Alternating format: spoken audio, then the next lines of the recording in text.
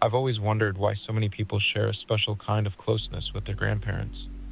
Not just affection, not the ordinary love that comes with family ties. Something deeper, something steadier. Sometimes that bond even feels stronger than the one they have with their parents. For the longest time, I thought I understood why. I assumed it was about status, the quiet hierarchy inside families. Grandparents held a certain authority. They had already raised the ones who were raising us. They had history on their side. Sometimes they had the power to overrule your parents in subtle ways. And of course, there was the money. The folded bill slipped into your palm when you were leaving their house. The wink that followed. The silent agreement not to mention it to anyone else. When you're a kid, those moments feel like magic. So, for a long time, I thought that was it. I thought affection grew out of those little transactions, those privileges. But the older I get, the more I realize that explanation was far too simple. The truth is quieter than that. It took me years to even find the right word for it. Presence, not productivity, not confidence, not charisma, just presence, that quiet force that makes you feel truly seen. I don't remember my grandfather's full name. If someone asked me today, I'd probably pause and think about it. I couldn't tell you the brands of the coats he wore, the shoes he preferred, or the watch he kept on his wrist. I couldn't even clearly explain what he did for work. That part of his life existed somewhere outside my field of vision. But I remember something else. I remember the weather system he carried with him.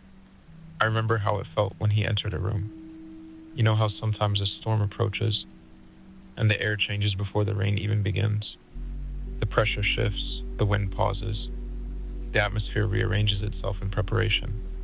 That's what it felt like when he arrived somewhere. The air didn't stir. It settled. He didn't demand space.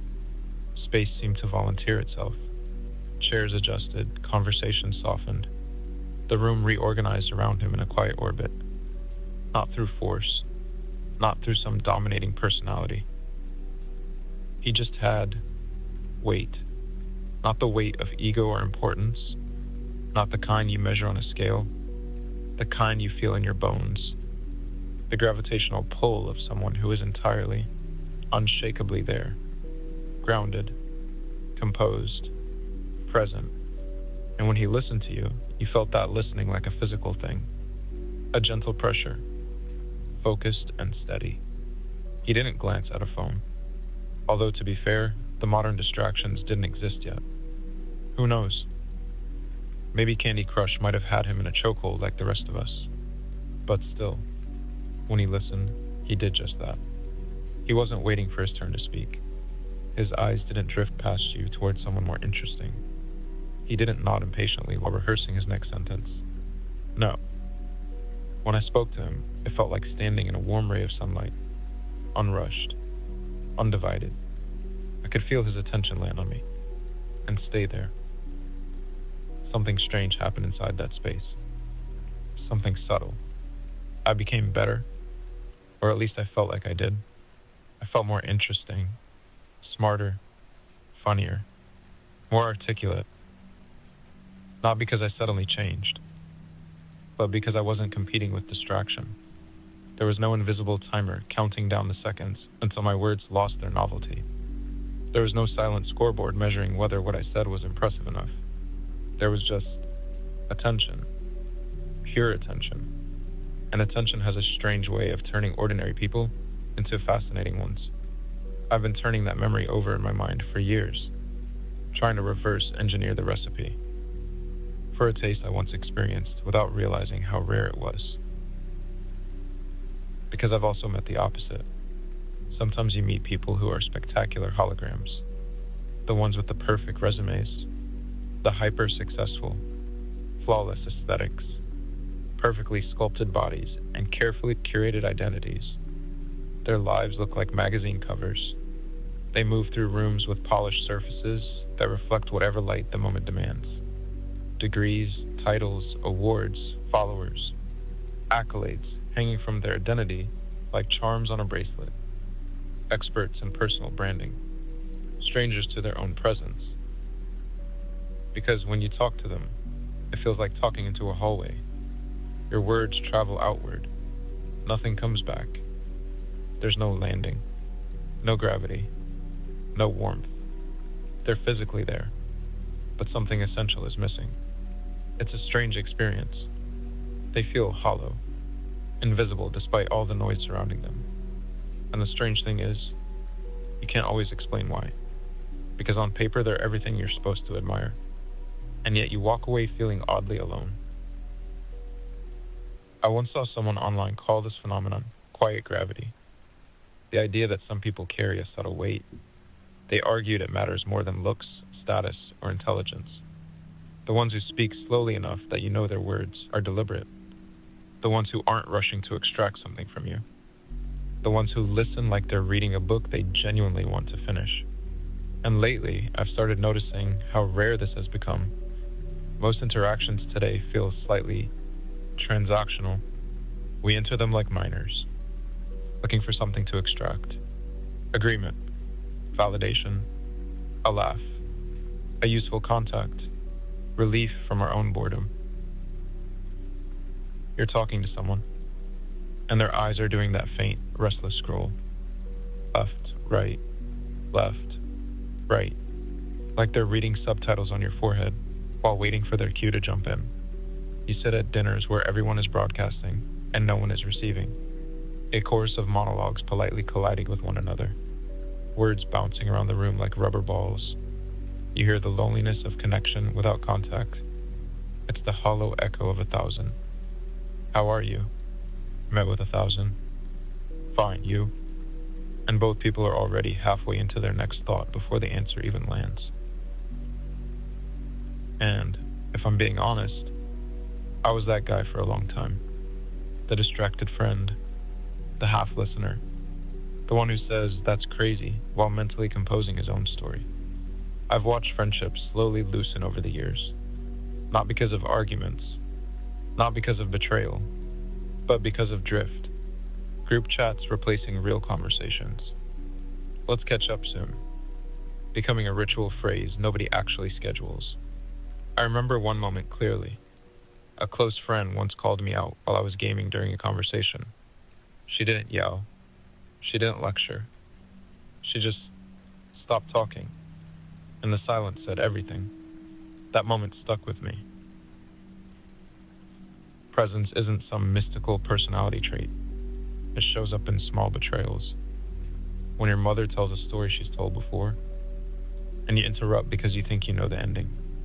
When a friend is venting and you pivot the conversation back to yourself. When you're physically there, but mentally somewhere else entirely. A room changes depending on what people bring into it. Everyone carries weather. Some people bring storms. Some bring calm. Some bring curiosity. Some bring tension. Others bring judgment.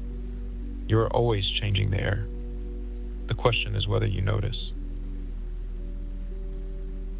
I have a friend who carries a similar presence. He's not the loudest in the room, not the funniest, not the most impressive if you only judge by surface metrics. But when he talks to you, he locks in, completely. There's a kind of curiosity in him that feels rare, a responsive curiosity, not the performative kind, the humble, desperate kind, the kind that acknowledges that every single person he meets is a library he will never fully read. A map of a country he will never fully explore. He asks follow-up questions. He shows the same genuine interest when I speak about Attack on Titans as he does for the war in the Middle East. He remembers small details from conversations months earlier. He once texted me before an exam just to say, "You mentioned you were nervous about this. You'll crush it." I had forgotten I even told him, but he remembered. I've been practicing this lately myself. Not perfectly, just trying to stay in the moment instead of checking out halfway through, shutting down the internal monologue. And it's strange how something so simple can feel so difficult at first. Silence suddenly feels longer. Your mind wants to jump in, add something clever, redirect the conversation. But whenever I've managed to resist that urge, something interesting happens. Conversations slow down, people open up. A friend of mine, who isn't big on emotional talks, recently shared something deeply personal about his family, the pressure he carries, the expectations placed on him. I've known him for 11 years, and yet that night I realized how little I actually knew. I always assumed he had it easy, perfect life, no real struggles. The difference that day from the other thousands of times we've occupied each other's space was, that evening, I didn't rush him. I wasn't checking my phone. I didn't interrupt. I just stayed. I asked questions. I listened. And afterward, I realized something. Presence isn't abstract. It isn't something you are. It's something you do. It's a series of conscious practices.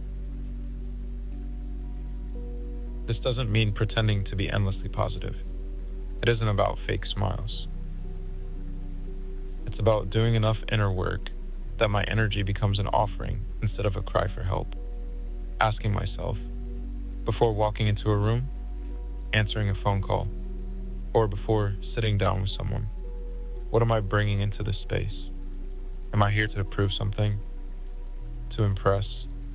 To take? Or am I here to understand? To connect? To add something good to the moment? This small shift has changed so much. I see a deep hunger for presence in my generation. Friends saying things like, I just want a conversation that doesn't feel like a networking event. I see it in the collective exhaustion with digital ghosting, where connections are as deep as a swipe and as lasting as a notification.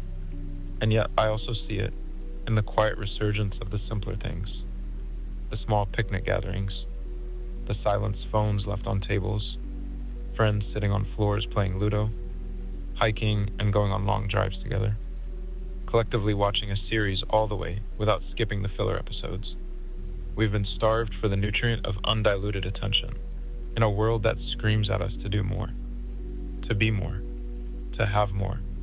The cultivation of presence is the ultimate act of rebellion, a quiet refusal to treat fellow human beings like transactions, a stubborn insistence that attention is the most valuable thing you have to give, choosing depth over distraction, choosing soul over brand, to anchor yourself in the moment instead of drifting between pop-ups.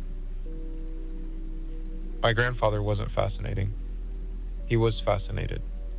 And in the beam of that fascination, everyone he looked at felt fascinating too. That's the quiet alchemy. He didn't find his presence by staring inward at his own reflection. He found it by looking outward with a sincere, wondering heart. And maybe that's why people love their grandparents the way they do. Because for a few small moments in a very distracted world, someone was completely there. Not performing, not scrolling, not half listening, just sitting with you in the room, fully, undeniably, present.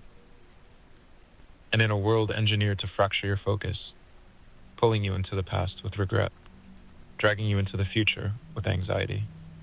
How do you root yourself in the now? What is your practice for being truly, fully here? So wherever you are right now, driving, lying awake, or just sitting with your thoughts, I'm glad our paths crossed for a little while. Take care of your mind, guard your heart, and don't rush the questions that take a lifetime to answer. Until next time, peace be with you.